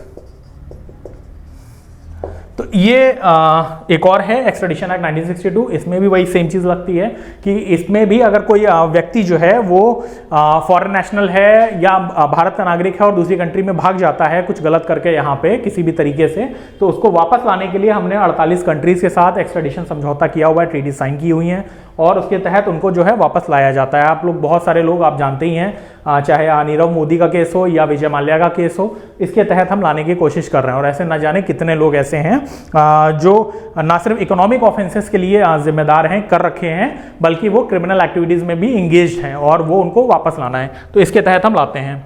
इसके बाद अगर मैं बात करूं IMDT एक्ट के बारे में, मैंने आपको ब्रीफ किया था लेकिन पूरा नहीं लिख रहा हूं। रीजन उसका क्या है? क्योंकि वो अभी खारिज हो चुका है। IMDT, ठीक है, IMDT एक्ट 1983, तो मैंने यहाँ पे इसको काट दिया है, और इसलिए क्योंकि ये ऑलरेडी हटा दिया गया है, ठीक है। और फिर इसके बाद जो है हम आगे बढ़ते हैं यहाँ पर, और हम कुछ सुप्रीम कोर्ट के जजमेंट्स को देख लेते हैं, ठीक है। सुप्रीम कोर्ट के जजमेंट्स क्यों? क्योंकि वो भी रिफ्यूजीज स्टेटस पे काफी कुछ कहते हैं। सुप्रीम कोर्ट जजमेंट्स, इसमें कौन से केसेस हैं? पहला है आपका Mohammad Salimullah union of India का केस। ये रोहिंग्या रेफ्यूजीज को लेकर था और इसमें सुप्रीम कोर्ट ने 2021 में बोला था कि जो भी इलीगल तरीके से भारत में रोहिंग्याज रह रहे हैं उनको जो है डिपोर्टेशन का जो प्रोसीजर है, यानी किसी को उसकी कंट्री में वापस भेजना, उसका जो प्रोसीजर है उसके तहत ही वापस भेज दिया जाना चाहिए, ऐसा सुप्रीम कोर्ट ने इस वाली वर्डिक्ट में अपना बोला था। ठीक है, दूसरा वाला क्या है इसमें? National human rights commission versus state of Arunachal Pradesh. ठीक है, NHRC versus state of Arunachal Pradesh, इसके तहत क्या बोला गया है? इसमें सुप्रीम कोर्ट ने बोला था कि जो भी फॉरेन नेशनल्स हैं उनको वो सारे राइट्स मिलेंगे जो इंडियन सिटीजन्स को मिलते हैं, जो कि आर्टिकल 21 और आर्टिकल 14 के अंदर दिए गए हैं। आर्टिकल 14 राइट टू इक्वालिटी है हमारा, and article 21 right to life with dignity. ठीक है, तो right to life and liberty and personal dignity, तो वो जो है वो राइट्स उनको भी फॉरेन नेशनल्स को मिलेंगे। ठीक है, यानी जो रेफ्यूजीज हैं उनको भी वो राइट्स मिलेंगे जो भारतीय नागरिकों को आर्टिकल 14 और आर्टिकल 21 के तहत दिए गए हैं। यह सुप्रीम कोर्ट का जजमेंट रिगार्डिंग रेफ्यूजीज है। ठीक है, फिर इसको मैं रब कर देता हूं और इसके बाद हम आगे इसी में देखते हैं कि इंटरनेशनल मेजर्स क्या लिए गए हैं। इसमें अभी एक मेजर और है, स्टैंडर्ड ऑपरेटिंग प्रोसीजर है। Late me write it down, that would be the fourth one, standard operating procedure 2011। अब ये क्या है? SOP 2011 जो है ये मिनिस्ट्री ऑफ होम अफेयर्स ने नोटिफाई किया था 2011 में, और इसमें बताया गया था कि जो लॉ इन्फोर्समेंट एजेंसीज हैं उनको इस तरीके के किसी भी इशू में क्या प्रोसेस फॉलो करना चाहिए, तो वो इसके तहत ही फॉलो करेंगी। ठीक है, बहुत सारी एजेंसीज कंट्री के अंदर जो है वो काम करती हैं और ये इंश्योर करती हैं कि रेफ्यूजी जो हैं ये किसी भी तरीके से भारत की आंतरिक सुरक्षा के लिए या फिनेंशियल बर्डन की तरह आगे आके ना सामने आके ना खड़े हो जाएं। ठीक है, तो वो किसी भी तरीके के चैलेंज को निपटाने के लिए क्या प्रोसेस होना चाहिए, कैसे डील किया जाना चाहिए बाय लॉ इन्फोर्समेंट एजेंसीज, तो वो यहाँ पर SOP 2011 के द्वारा गाइड होता है। ठीक है, MHA ने दिया था, मिनिस्ट्री ऑफ होम अफेयर्स ने बैक देन। राइट, इसके बाद इंटरनेशनल मेजर्स, इंटरनेशनल में भी कुछ मेजर्स हैं अगर आप देखोगे तो। फिर इसमें पहला 1951 का रेफ्यूजी कन्वेंशन, आफ्टर दैट 1967 का refugee protocol, after that we do have New York declaration on refugees and migrants, कभी आया था 2016 में, किसने अडॉप्ट किया था? यूनाइटेड नेशंस ने। ठीक है, ये comprehensive refugee response framework CRRF देता है, और इसके तहत कि किस तरीके से रेफ्यूजीज के लिए ओवरऑल काम होना चाहिए वो न्यूयॉर्क डिक्लेरेशन के तहत बताया जाता है, जो कि मैंने प्रीलिम्स वाले सेक्शन में आपको बताया था। इसके पहले एक कार्टेजेना डिक्लेरेशन आया था 1984 में। कार्टेजेना डिक्लेरेशन लैटिन अमेरिका की कंट्रीज ने फाइनल किया था। लैटिन अमेरिका के अंदर कौन सी कंट्रीज आती हैं? जो सेंट्रल अमेरिका और साउथ अमेरिका, इनको मिला देते हैं तो उसको पूरे रीजन को लैटिन अमेरिका बोलते हैं। और वहाँ की कंट्रीज़ ने 1984 में एक रीजनल एग्रीमेंट साइन किया था कि जो अगर रेफ्यूजीज से डील करना है तो उसके लिए क्या प्रोसेस होना चाहिए, तो वो उनके लेवल पे चल रहा है। और वो अभी ग्लोबल रेफ्यूजीज फोरम में वापस से बोला गया कि 2024 में in 2024 they will be celebrating the 40th anniversary. 1984 में पहली बार आया और 40 साल बाद 2024 में उसको वो सेलिब्रेट करेंगे और उसमें आगे रिव्यू करेंगे और फर्दर उसको कैसे बेहतर बनाया जा सकता है। After that we do have global compact on refugees. ठीक है, उसमें ऑब्जेक्टिव्स क्लियर कर दिए गए हैं।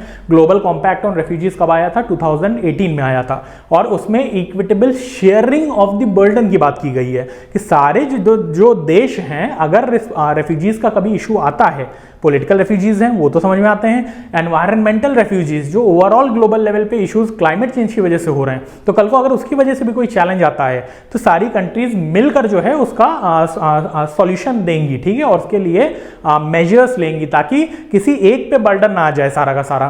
तो वो जो है ये ग्लोबल कॉम्पैक्ट ऑन रेफ्यूजीज जो है उसके तहत बताया गया है। और इसके बाद यस, ग्लोबल रेफ्यूजी फोरम मैंने बता ही दिया, तो I guess that's it into this thing international वाले में। Let me write it down once.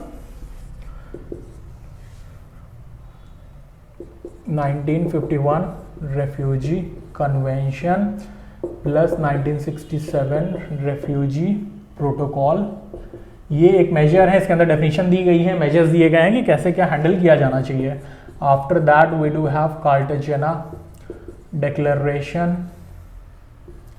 1984 by Latin American countries. ये नॉन बाइंडिंग एग्रीमेंट था और रीजनल एग्रीमेंट था, ये मैंने पहले भी बताया हुआ है अभी लेक्चर में, तो होप यू रिमेंबर।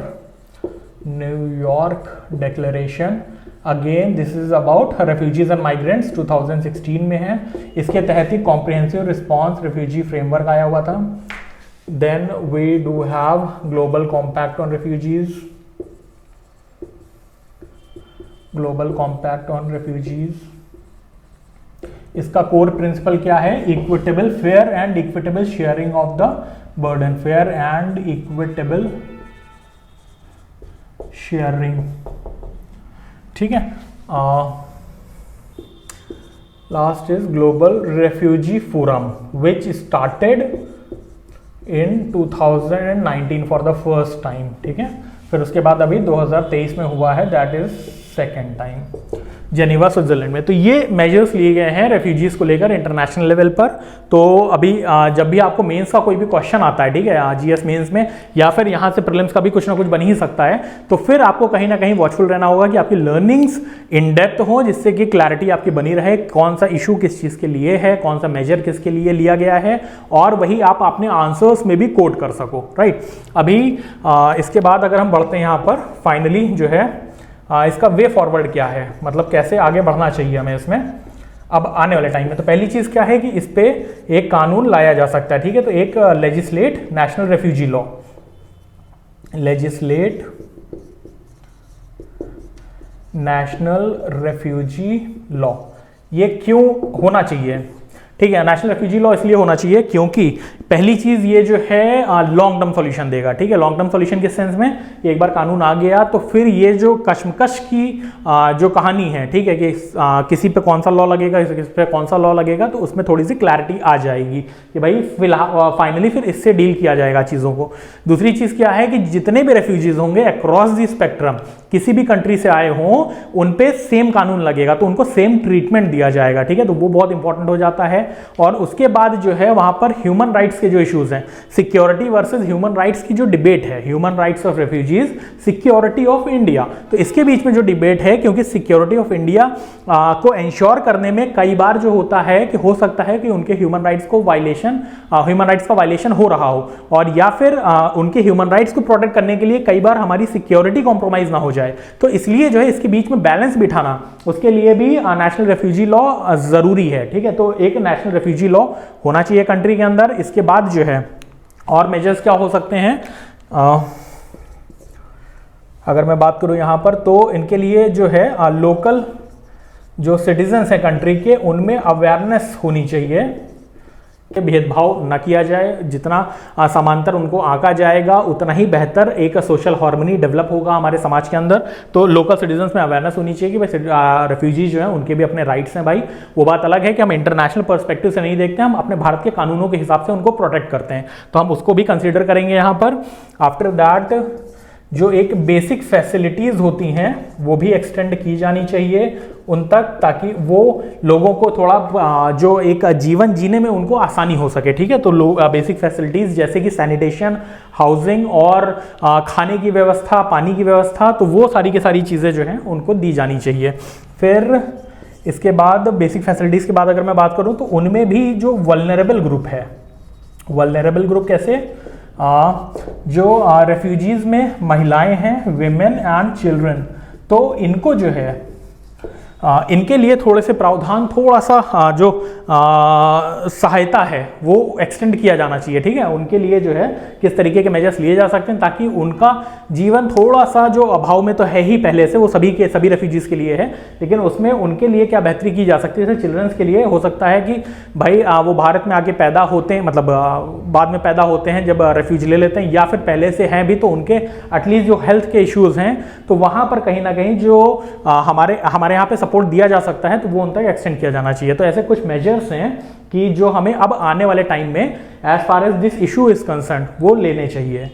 तो हाँ, इसी के साथ ये वाला लेक्चर फिनिश करते हैं। इसी के साथ फिर मिलेंगे। स्वस्थ रहिए और खुश रहिए। जय हिंद।